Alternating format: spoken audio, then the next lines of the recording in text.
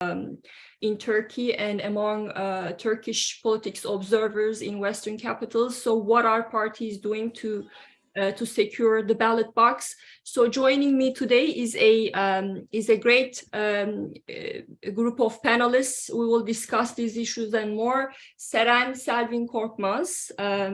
Seren is the co-founder and executive director of Istanbul Institute, and we're lucky to have her on our team. She's a non-resident scholar with us. We have Can Selçukli, who is the general manager and board member of Istanbul Economics Research and Consultancy. And finally, Murat Somer, who is a professor of political science and international relations at Koç University in Istanbul. Well, thank you so much. I know it's been a tough few days, for a few months actually, for all of us watching Turkish politics, and you're all busy. So thank you so much for joining us. We have a hard stop at 1 o'clock today, which means I have to jump right in. So I'll ask you about today's breaking news, which is Muharrem İnce. Muharrem İnce is one of the presidential contenders, and we've all lost sleep over him because he polls somewhere between 2% to a wild 10%.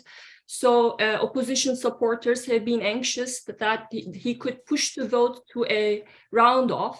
So today he announced that he was pulling out of the presidential race. So I would like to start with you, Murat. What do you think? Do you think this will have, how significant is this development for the race? Thank you, Gönül, and thank you for inviting us, and also Middle East Institute for inviting us. Very timely event. As far as this Ince development is concerned, I think it's quite a positive development for the opposition, for opposition's chances to win, especially in the presidential elections. But more importantly, for the hope for democracy. This is, we say that, this is a referendum between autocracy and democracy. I think it increased the chances for democracy. It is a very interesting story as well. I mean, this whole election, from a personal point of view, is almost like an epic story, I think, comparing Mr. Erdogan's personality and main contender, rival Mr. Kılıçdaroğlu's personality, their battle in life as well as in politics and in this election. But Ince, also very interesting personality. He was CHP's, the opposition's candidate for president in 2018, and lost by a small margin, actually. It is often forgotten because it was the opposition did not have one joint candidate. And then had a really fell out with his own party, Republican People's Party, which is also Kemal Kılıçdaroğlu's party. And then founded his own party. There were many speculations about why he was running. It was clear that he could not win, whether the motivation was purely personal, some kind of a vendetta he had with Kılıçdaroğlu and Republican People's Party, or was there something else going on in the background? Is he forced in some way or not? But many people were saying, however, he should really quit, and principled quit, actually, also explaining why he's doing this, because in the end, in terms of his values and goals, he's much closer to the opposition alliance and his own old party than to the government and President Erdogan. He quit. Very auspicious news, I think, for this process. He hasn't yet endorsed Kılıçdaroğlu or joined the opposition. But every minute, I think, counts at the moment in this election. So we'll follow the developments, I guess. Great, and I want to stay with you, Murat, because I'll put to you one of the questions that I get asked the most, especially here, and that is, why are you even talking about elections? Do elections really matter? And they have a point. Turkey has been considered by political scientists as a competitive authoritarian regime. Less understood is there's this tendency in the West to lump all together, all autocracies together, and assume that just like in Putin's Russia, no one is trying to guess what the outcome there is going to be. So I get this question a lot. So I want to put that question to you. Do elections matter in Erdogan's new Turkey? They absolutely matter, Gönül. I agree with you on this, and they have mattered a lot, I think, during this whole time, and right now they still matter. Like you said, behind this question is this understanding, is not completely unjustified. Of course, there are good reasons for this, that Turkey has become, since 2014 or 2017 or later, some kind of an electoral autocracy or a competitive authoritarian regime.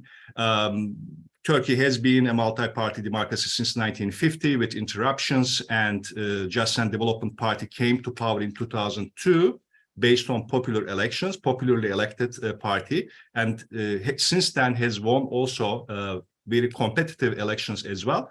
But it is an example of a kind of democratic erosion we witness in the world in many countries, from Brazil to Hungary, Poland, even precursors of it in the advanced democracies like the United States, a gradual erosion of democracy by elected governments, leaders who have a very authoritarian tendencies, who don't reject democracy, but they hollow out, undermine democracy incrementally. And that has happened in Turkey during the last 2 decades. And here, of course, then there is this political scientists and many people's judgment that at least on the governmental level, Turkey is an electoral autocracy in the last years. Democracy is broken down, but and also people say, again for good reasons, replacing this Republican electoral democracy that Turkey was, a very personalized regime, a personalized autocracy has been established, because this is also what looks, I think, on the surface, and there are good reasons for all of these. But I would say that. First of all, not every autocracy or autocratic situation, I would say, is the same. And in particular in Turkey, the underneath this autocratic surface and a very personalized regime, because the way on a day-to-day basis the Turkish government has been functioning recently is indeed quite personalist. But underneath that, I think there is a much more complicated and variegated fact and reality, a body of a Turkish government, and also a society that is quite different. And what do I mean with this? First of all, on a societal level, what Turkish people in general, even those who are not extremely principled Democrats, which I think most people are not, unfortunately, assume and accept as self-evident or historically evident facts. And here, elections have a very long legacy in Turkey. The value idea of national sovereignty, people's sovereignty, and governments need to win elections, competitive elections, in one way or another. And that's how they are established. And if they clearly lose an election in a way that nobody or very few people can spin or deny, then governments simply leave. And that is a very important. This is an established, established norm, institution in Turkey for a long time, and that I think. That matters a lot and has mattered a lot. So as far as Erdogan governments have been concerned, they have had to win competitive elections in order to maintain their legitimacy, and they still have to in this election as well. And these elections have imposed, I mean, they are a very important constraint on democratic erosion and autocratization. The election turnouts, voter turnouts have been very high in Turkey, which is also a clear sign of what I'm saying, that Turkish people believe that elections matter. That's why, except the 2014 election, always more than 80% of the people go to elections. Clearly, they believe that it can change something. Political parties are not paper tigers. They fight. Elections matter, and government has to make concessions, and that also puts a limit on autocratization. And as far as reversing, not to exceed my time, not as far as reversing this kind of democratic erosion and autocratization is concerned, how to reverse it? Elections then here the process, right? Because to reverse this and replace it with some democratic rebuilding or democratization peacefully, smoothly, then the elections create a huge opportunity here, because as an established norm, and this is through a regular process, then opposition parties, by doing the right things, and they have done a lot in recent years, they have learned from their mistakes, they unified, and other things we can talk about later.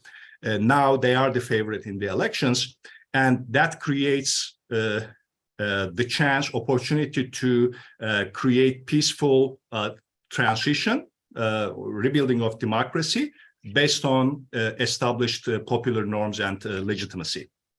Well, Murad, you touched upon several important things that I want to come back to. You talked about how Turkey has become a personalist autocracy, and in personalist autocracies, I think that's what the political science literature says, that in personalist autocracies, rulers face a far worse fates than others in different types of autocracy. For instance, they might end up in jail, end up in exile, or dead. So that's why they will do everything to cling to power. And that's one of the questions that I receive, and there's a lot of anxiety around that. And yet you talked about high turnout, which is an important indication that actually there's a strong public faith in the electoral process.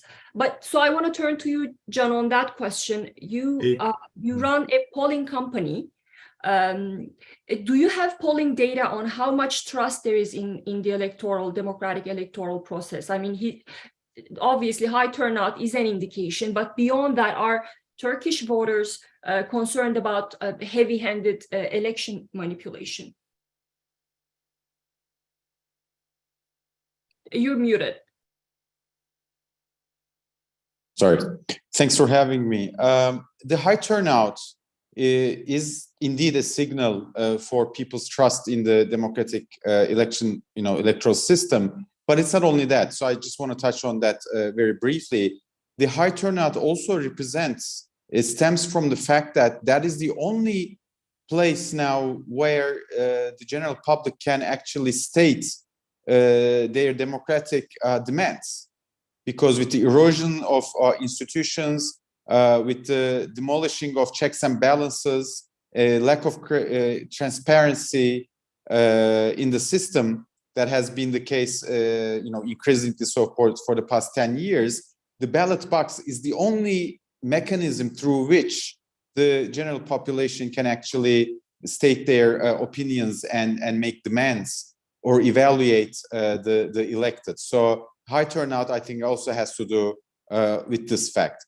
Now, in terms of trust to the process come Sunday, there are indeed some very high concerns over this in the population. Our results also show this, and this stems from two reasons. First, in the first round of the Istanbul municipal elections back in 2019, that was a very questionable night, whereby the flow of data from the state agency, Anadolu news agency, stopped abruptly and restarted in 2 or 3 hours. No reason were given.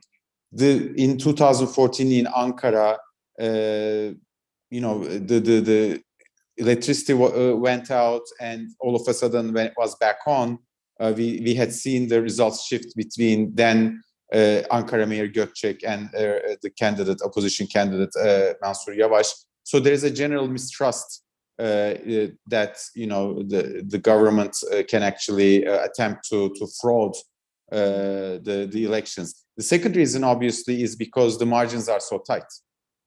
Because we announced our prediction poll this morning before Ince's announcement to withdraw, and at the time our prediction was that the election would go into the second round, whereby Kılıçdaroğlu would get 48.6% of the popular vote, and Mr. Erdogan would get 45.9% of the popular vote. So when the margins are so tight, obviously the electorate becomes extra sensitive, particularly the opposition voters become extra sensitive to election fraud, possibility of election fraud. So let me just make sure that I get that right. So according to most your poll results, the vote is going to go to a second round where Erdogan is going to capture 54%. No. Yeah, that's what. So, okay, let me clarify that. Yeah, so please. The prediction that we shared with our subscribers this morning was that in the first round, Mr. Kılıçdaroğlu would get 48.6% of the popular vote, whereas Mr. Erdogan would get 45.9% of the popular vote, and the rest would go to Oğan and Ince. However, let me underline, this was before Ince announced his withdrawal. So we are fielding a new survey tomorrow morning. It's not the best time to be a pollster in Turkey, although I'm not sure if it's a good time to be an academic or a think tanker, a policy professional. But anyways, particularly not a good time to be a pollster. So we are fielding a new poll. If you want, I can touch on Muharrem İnce's withdrawal, the potential impact of that on the polls, or do you want to do it in the second round? Yeah, let me go to Seren very quick. Sure. And maybe in the second round. Seren, I know you've been traveling across the country a lot. So tell us what you see, what the mood is on the ground, and maybe a few things on the campaigns themselves either, and how they are received by people. I'm particularly interested in how those fence-sitters receive Kılıçdaroğlu's this unifying message, but I guess that requires, that's a question that has to go to Can as well, requires data too. But yeah, please tell me what you see. Thank you, Gönül. First, let me a little bit explain the campaign strategy, so I can also mention how it can be observed in the field.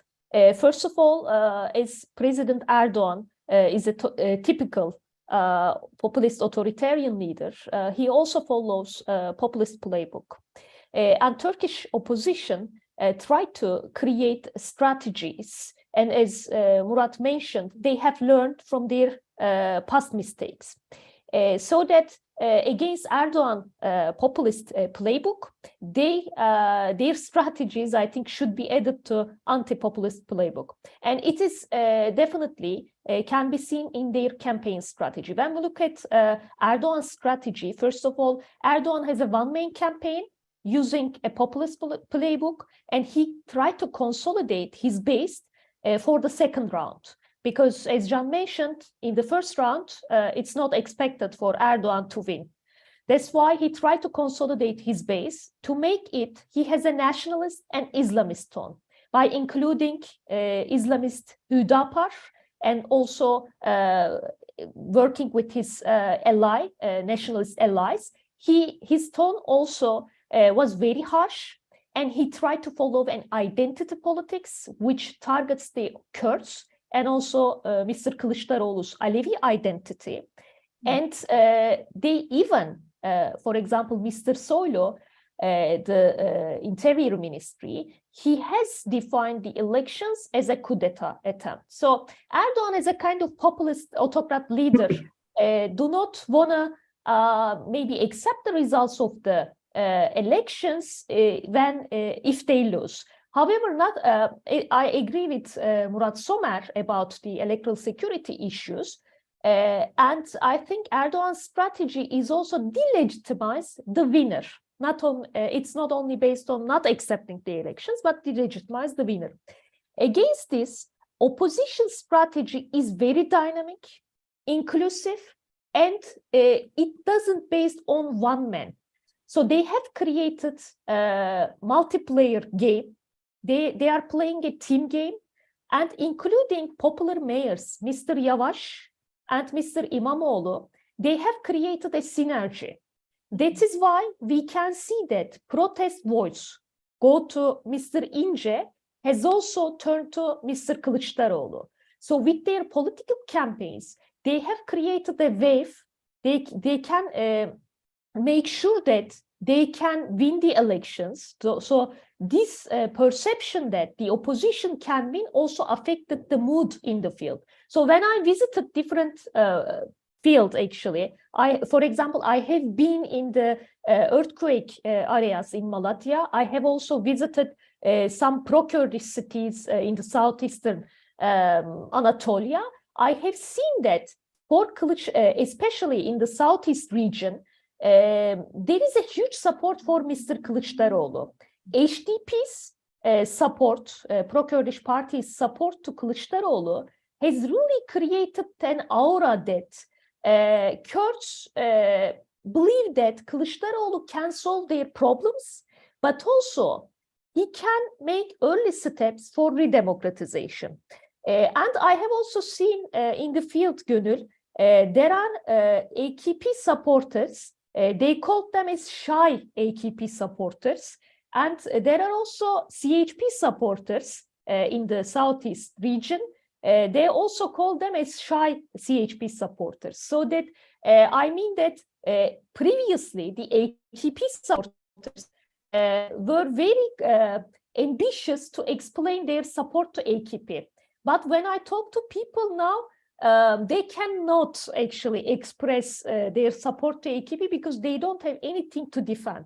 And secondly, some people, even if they support the CHP in the southeast region, because there were previously critics to CHP, they also think that the CHP, they can vote for the CHP, but they are a little bit shy to explain it. So that surprisingly, in the southeast regions, we can see that in certain regions such Urfa, but also in Van and Diyarbakır, CHP might have won deputies after many years later, and it turned to Kılıçdaroğlu's favorite. One thing that I would like to add also, regarding Erdogan's target of the identities. For example, he targeted Kılıçdaroğlu's Alevi identity, and Mr. Kılıçdaroğlu and the opposition created a new strategy. Rather than using identity politics or directly caring about Erdogan's personalized politics, they do not ignore these claims, they do not ignore this identity politics. But Mr. Kılıçdaroğlu, with his videos, for example, he explained that he's Alevi, but he says that it's my fate. I have burned with this identity, but it shouldn't be a topic of this populist politics in a negative way. So he just called for youth. Let's change this country together. So this is the main framework that the opposition pursue in their electoral campaign, and it has created a synergy. That is why they have also created a perception that they can win these elections. That's why also they created a mobilization among undecided voters as well. There is a question from the audience, Seren, about his Alevi identity. Do you think it's backfired? The way Erdogan played it was a clumsy attempt. I think it wasn't even. We all talked about this deep fake videos, and a follower texted me saying that this is not nearly deep enough. The way they put together video where he embraces Alevi identity and the PKK link. But do you think that's playing the identity card is finally backfiring? And anyone can weigh in on that. I can say that, first of all, it works for the core supporters of Erdogan. And Erdogan still plays with this identity game and fear-based politics and try to say that if I lose, you will lose.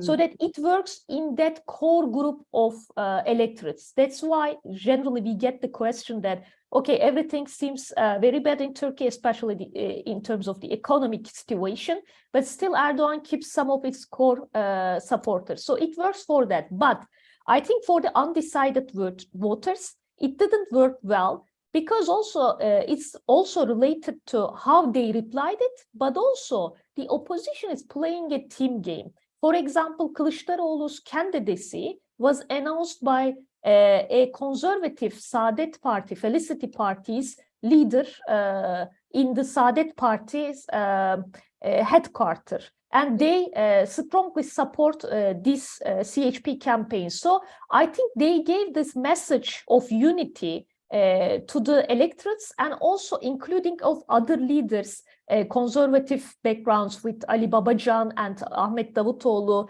but mainly I think the including of popular leaders, popular mayors, Yavaş and İmamoğlu has created an aura that identity does not matter. Yeah. Yeah. Sure. Can I add something? Yeah. Yeah, I fully agree with Seren, actually, with everything that she said.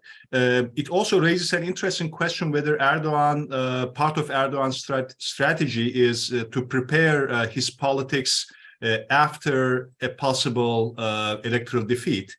Because it's very clear that this type of discourse will consolidate his own base, but it's not very clear that that will really appeal to the majority. So he may be consolidating his base for a fierce opposition role, and the kind of opposition that will try to topple the new government after the elections.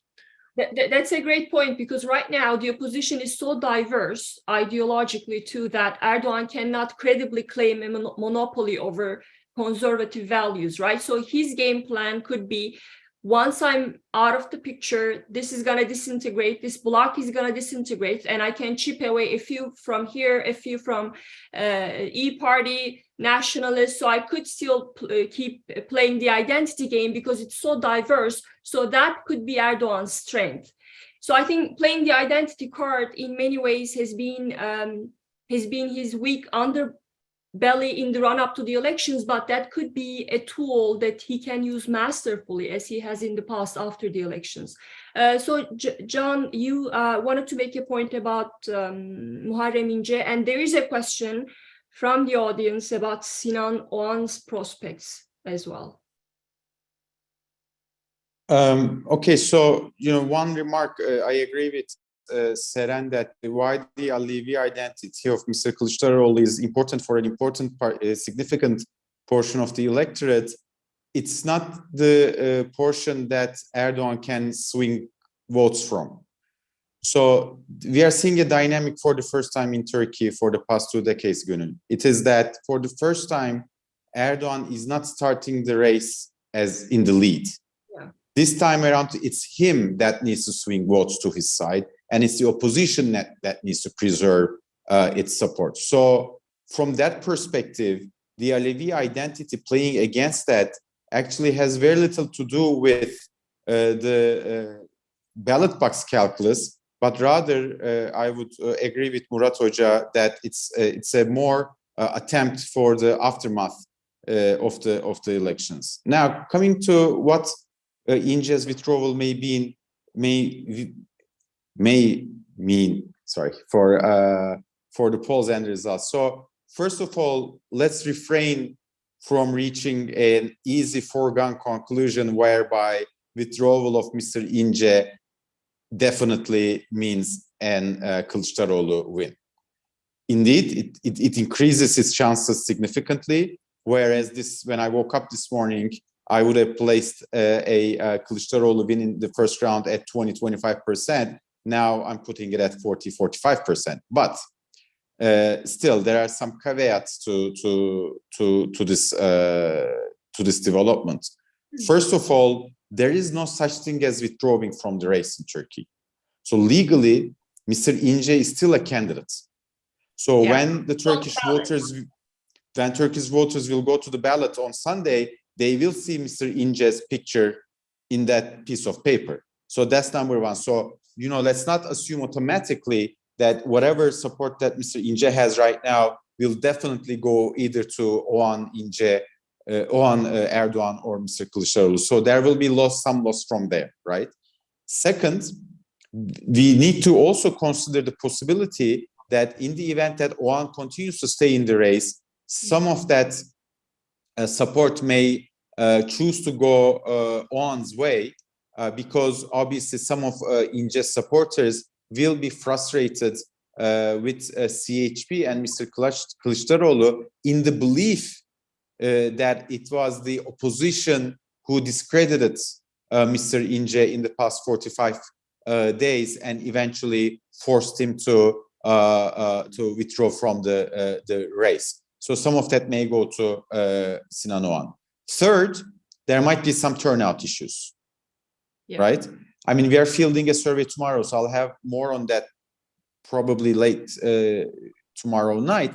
But so apart from this, the remaining bulk of Mr. Ince may still prove to be useful for Mr. Kılıçdaroğlu to get over the 50% threshold in a comfortable manner, which by that I mean around 51% or 51.5%. What would turn this around on the other end, Gönül, is if Ince indeed endorses Mr. Kılıçdaroğlu and urges his supporters to support Kılıçdaroğlu in the race come Sunday. Now, Ince may choose to do this in an attempt to increase the support for his party.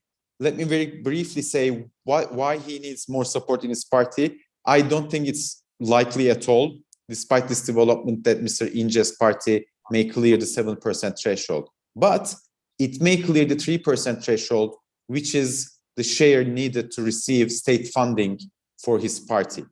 And so every year, the state gives each party about 3%, a certain allocation from the budget. But in the years of local elections, municipal elections, that doubles. And in 2024, we have municipal elections in Turkey in March 2024. That means doubling the state fund. And that is roughly around $5-6 million to come to Memleket Partisi, which is a nice sum to build a party and actually get it ready for municipal elections. So with this perspective, I think there's still a chance that Mr. Ince may indeed choose to endorse Mr. Kılıçdaroğlu until either tonight, Friday, or Saturday. Now, as for Mr. Oğan, we know that he did a last-minute cancellation of his rally in Antalya, I think, and called his deputies and his core team to Ankara to go over things. We don't know yet, obviously, if this means they are re-evaluating their candidacy. We'll have to see about that. But I find that a very much less likely scenario as things stand where they are right now. I think regarding his pullout, Muharrem İnce's pullout, his support had already gone down significantly, right? So I don't think, and that's probably why he's pulling out now. So maybe in that regard, it was not going to have a huge dramatic impact on the playing field, but I think it would really boost the morale among the opposition, because that's clearly a sign and in many ways an indication of Kemal Kılıçdaroğlu's wisdom, right? Because he all along, he engaged him, I think, in a very constructive way, which I appreciated. But on the other hand, he didn't go out of his way to bring him on board. And when you talk... Sorry? I was going to add something, but please finish. Yeah, so when you talk to Kılıçdaroğlu people, they all thought that, you know, this is going to die down. There is no chance in the world that he's going to stay at 7. So that actually tells you maybe Kılıçdaroğlu is even a bigger strategist that many of us had thought. Well, let me get some questions from the audience. Can I just add one sentence here, Gönül? Yeah, on the wisdom. You know, say what you want about Kılıçdaroğlu, but he's a patient guy. That we know for sure. Yeah. But your point is very, very correct, and I agree with that. Now, Kılıçdaroğlu has become a candidate that is very likely to win, and one should not undermine the gravitational force of that new position on the remaining Ince and Oğan or undecided voters out there. By the way, there's a question about that. How many undecided voters are there out there? Do you have? Very small, very, very small. I think there aren't. I would even go further to say we don't have undecided voters now. We have voters that may potentially change their minds from Oğan to Kılıçdaroğlu or Ince to Oğan. So we need to be looking at these swing votes. So these are not undecided. They don't appear as undecided in our polls now.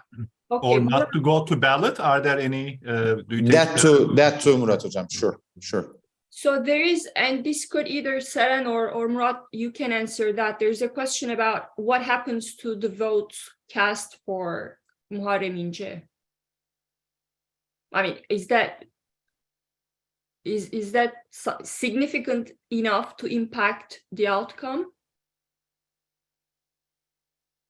I mean, we don't know how many people will actually go and vote for Ince either by mistake.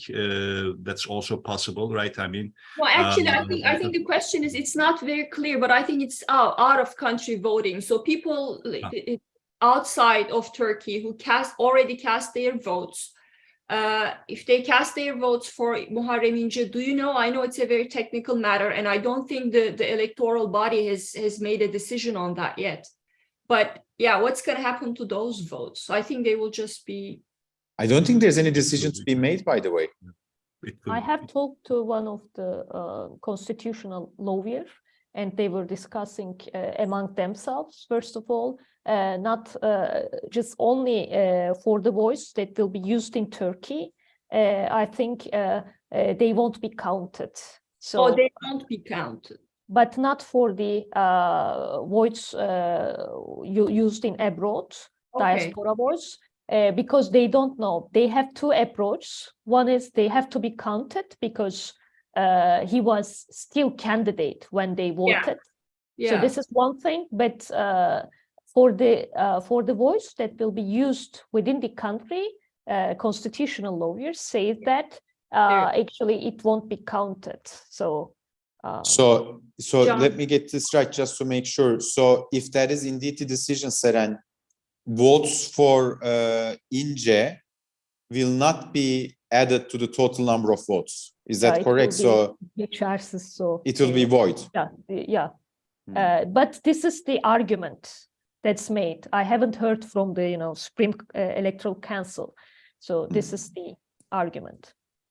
And then there's the question about will independent international monitors be observing the elections? There's an OECD delegation, but I think that's about it, right? Do you have any ideas about that?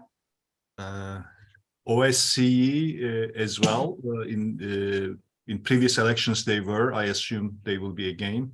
But I am not sure to what extent and how effectively in the east and in the earthquake zone. That is, I think, an important factor to watch.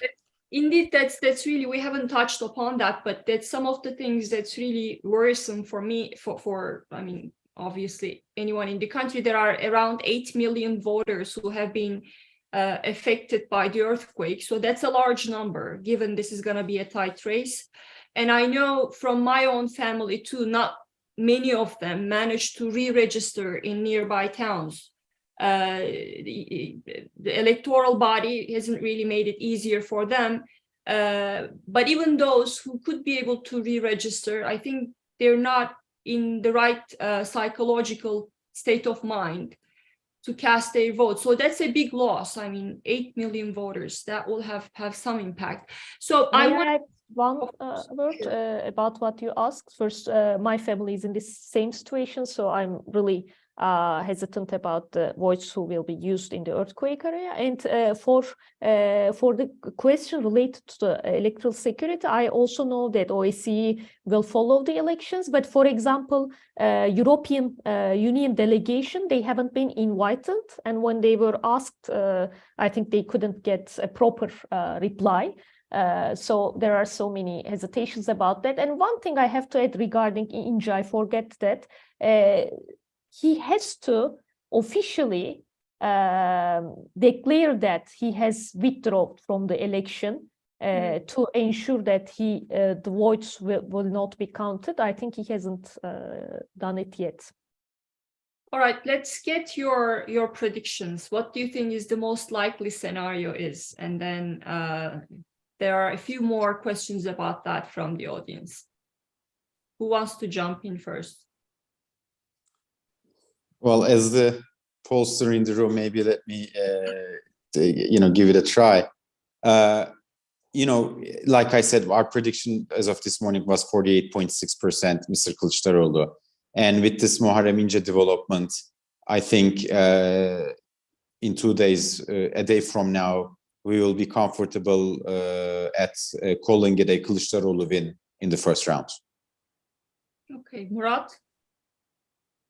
I think this is also the more likely scenario. Of course, it's still a close race, but especially after the developments today and possibly tomorrow as well, I think the momentum is definitely in favor of the opposition. So I also expect the opposition to win. We haven't talked much about the parliamentary elections. We focused on the presidential. That is more difficult to predict. I think definitely in the presidential election, the opposition is the favorite. Mr. Kılıçdaroğlu is the favorite. But the parliamentary election is more difficult to predict for a variety of reasons because of the last election law that also to some extent disadvantages alliances. So therefore, even small numbers of votes in every district can determine whether a party A or B will win a seat in the parliament. And here, the expat votes from abroad, they become very important because those votes are also added to the votes in each district, and they are distributed among parties, and they can actually. So as a result, if with a minority vote between 40 to 45%, or maybe 41, 45%, it is possible for the People's Alliance, the ruling People's Alliance, to get the majority in the parliament. And this has been an election of very sophisticated alliance building and cooperation, multi-layered cooperation among parties. On one hand, the opposition, for example, has united in terms of two major alliances, and these two alliances speak to each other. I find this very important. This is a new, I think, political style in Turkey, that this dialogue, even though, not being in the same alliance, therefore having the same completely program in the same political camp entirely, there is compromise, dialogue, cooperation. But within each alliance, there are the different layers of cooperation. Like in the Nations Alliance, the 4 small parties will run on CHP ballots. On the other hand, EU Party, Good Party, is part of the Nation Alliance with CHP, but on the ballot will compete with its own logo. And in some districts, they have withdrawn in favor of each other so that they will increase the chance of winning for the alliance. In other districts, they haven't. So many different factors have played a role. As far as People's Alliance is concerned, the far-right MHP party has decided to run as a separate party, but within the alliance. So very sophisticated. On one hand, I think it's great that this is a really good development, especially for the opposition. This development, kind of cooperative, sophisticated political style. But on the other hand, it makes the parliamentary elections quite difficult to predict. And it will be crucial after the election, because to me, winning this election is not winning actually May 15. Winning this election is actually successfully governing afterwards and rebuilding democracy. After that, the job will be done, right? No, that's a great point that I want to come back to, but Seren, let me get your take about the most likely scenario. Even before Ince's withdrawal, I expect Mr. Kılıçdaroğlu's victory in the first round, because Ince's voice decreasing very fast. This was my expectation, and now it's more likely scenario. For the parliamentary election, I agree that it's very difficult to make a prediction on that. But one of the Erdogan's investment on the second scenario was related to that, because his strategy was consolidate his base in the first round, and then by gaining the parliamentary majority, he would like to take the second round. And now I think, but one advantage is that for the opposition, as Murat mentioned, the government has a fragmented lists, but the opposition parties has joint lists, and especially with the third alliance, they may get the parliamentary majority, so they are more close to get also the parliamentary majority with two opposition alliances. So it will be advantage for the opposition.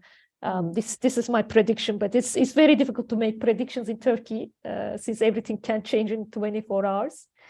But still, you're such a pleasant crowd to work with, because usually in Washington, I'm one of the very few people who keep saying that it's possible for Kılıçdaroğlu to secure a win in the first round. There's one more question that I want to come back to, but also I have this theory, because I get this question a lot, which is, I mean, this is a really diverse group of people, opposition bloc, and what's going to happen once Erdogan is not in the picture? Will they disintegrate? And that goes back to what Murat just said, which is very important, because, yeah, we all worry about the election night, but I think the next thing that's going to keep us up is going to be how they are going to basically realize all the pledges that they've made on the election, on the campaign trail. It's a huge task.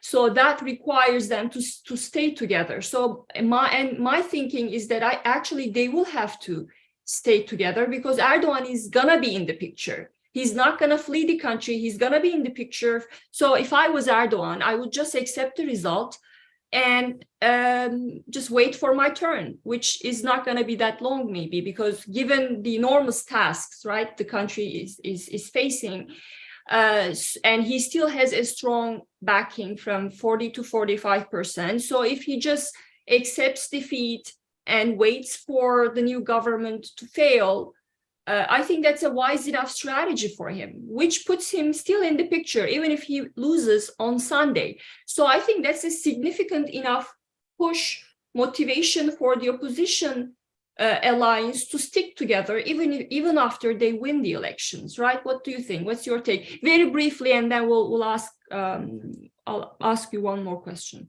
May I jump in? Yeah, sure.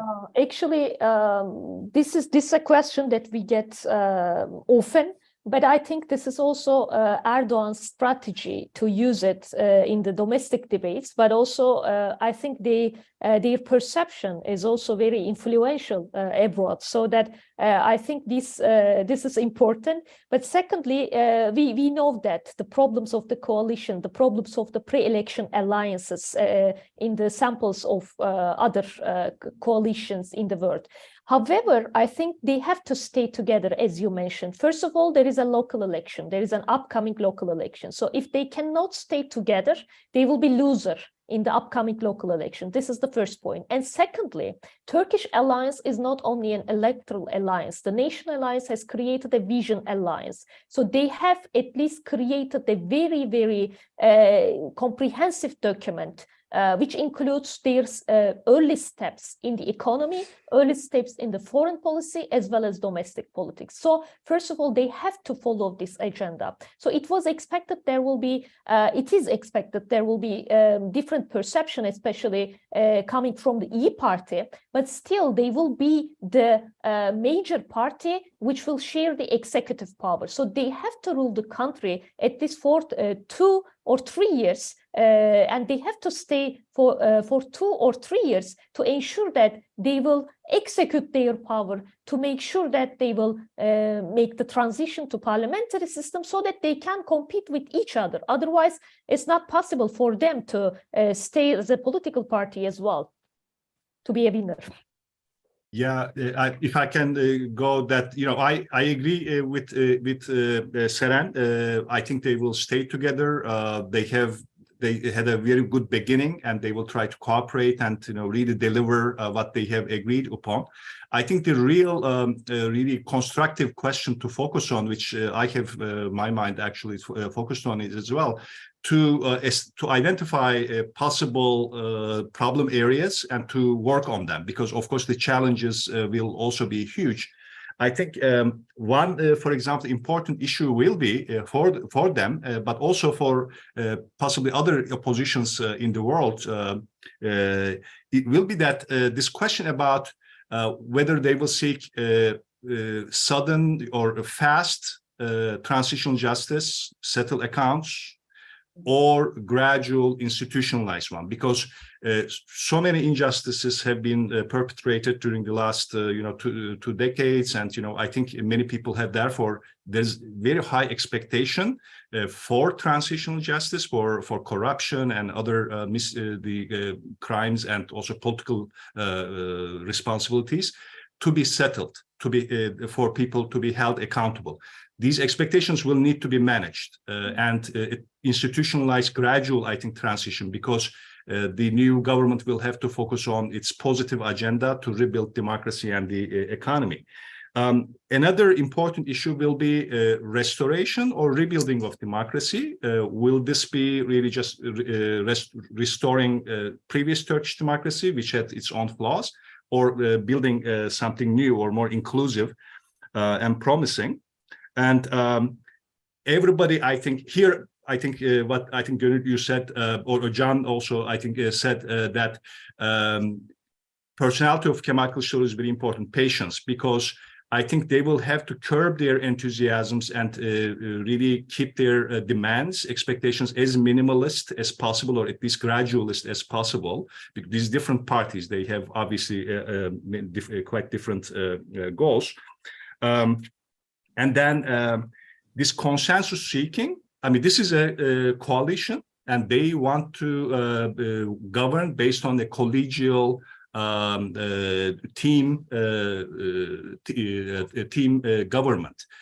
This is not something that Turkey has actually experienced in the past very much. This is new, very promising.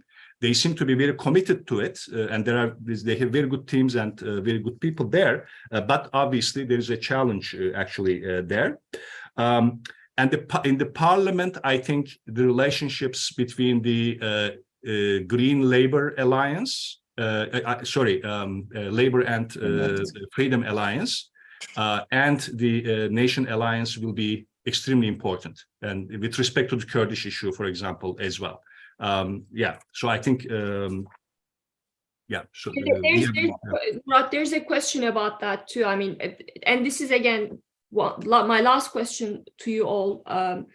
What could a post-Erdogan Turkey look like? I mean, we all talked about the challenges, and I think, Murat, when you said we have to manage expectations, I think that's the last thing an opposition voter wants to hear, having waited for 2 decades, right? So it's going to be very difficult, because, as you said, people really want to settle scores. They really want to see justice done, and add to that a huge a faltering economy, huge societal problems. So managing expectations is going to be very, very difficult. But so in that political context, how optimistic are you for the country's democracy and resolution of the Kurdish question, for instance? How fast you think the new government can delve into that? Shall I start? Sure. So let me combine my answers to the two questions. I mean, if the opposition wins, they have a daunting task. And I think the most difficult one is they need to stabilize the macroeconomy on the one hand, but deliver relief to the household on the other. And these two objectives pull at opposite directions. One means you don't spend, one means you have to spend, right? So, and you have to do that in a less than a year time, including a gradual readjustment before the municipal elections, right? So in the midst of this, I don't think the opposition, should they become government, have the luxury or the room to bicker with each other, let's say. To the second question that comes from the floor, I do not expect that, this is my expectation, that I don't expect a new constitution to be discussed in Turkey at least until fall 2024 or 2020, early 2025. The reason is very simple. First, like I said, there's so many things to be done, very hard things, there are very hard sells to the society, to the electorate. I don't think the opposition has the bandwidth to at the same time try to amend the constitution. In any case, even if they can convince AK Party and MHP to be a part of the new constitutional negotiations, at the end of it, there needs to be an election. Because even if you have the numbers in the parliament, you can't go back to the parliamentary system without having a general election and a referendum on the, general election. And I'll tell you why. Imagine for a second if the opposition amended the constitution to go back to the parliamentary system in a year from now. In that hypothetical case, President Kılıçdaroğlu will have to give the mandate of forming a new government to main opposition leader, Mr. Erdogan. So we know that's not going to happen, right? So a change in the constitution, which I think includes addressing the Kurdish issue, implies inevitably an election. And I think the opposition, should they be government, will not be looking into having new elections, at least until 2025. Okay, last words. Seren? I can briefly cover what will happen in foreign policy. So that, yes, that all of the change will be difficult, but I think when the opposition comes to power, they have instated that in their documents. They will make sure that redemocratization, but also reinstitutionalization. It will be different from Erdogan's personalized politics. So their main statements is that they will institute a foreign policy that's not based on domestic political calculations and ideologies, respecting international law, prioritizing the dialogue and diplomacy. Also, they will rely on relevant institutions to strengthen EU-Turkey relations, and they will place the principle of, again, peace at home and peace in the world at the fore. But it means that Turkish foreign policy will be more predictable, reliable, and stable. And so that it will create a new rhetoric rather than the troubles in certain historical conflictual areas continues. The rhetoric will be changed and Turkey will follow more pro-Western agenda in foreign policy. So what happens in domestic policy regarding the democratization and reinstitutionalization that we all mentioned also will impact Turkish foreign policy as well. Thanks. May I just a brief point there? I think therefore I think we should also highlight. I think international reactions and international support will be extremely important. I think that will definitely be a huge support for the new government in Turkey, how they are perceived, the change will be. I think yes, the managing expectations will be a challenge, but one I think positive I don't know how positive, but positive side is that in a way, in many ways, I think this society has also hit the bottom, and expectations also were lowered as a result of this. And the opposition has a very different political style, discourse, and even that is a more professional, depolarizing, anti-polarizing, unifying, and cooperative kind of political style. Even that, and approaching problems based on in a professional fashion, based on expertise. Even these things, I think, in a very short time, with international support, I think, economic, I think the market's reactions will be very important as well. Will create, I think, big change quite soon, I expect. Well, on that note, Murat, I think I agree that the Western world should definitely welcome a new government. Just a month ago, in response to my argument that the West should back Turkish democracy, a Western official told me that, well, Turks must want democracy for themselves more than we do. So I think the upcoming vote is going to highlight the fact many of us have been trying to make, which is, again, autocrats, they don't need majorities to stay in power. So assuming the majority of Turkey wants an autocrat has always been problematic, but I think it will be made official, hopefully on Sunday. And thank you so much. This has been a great discussion, and hope to have you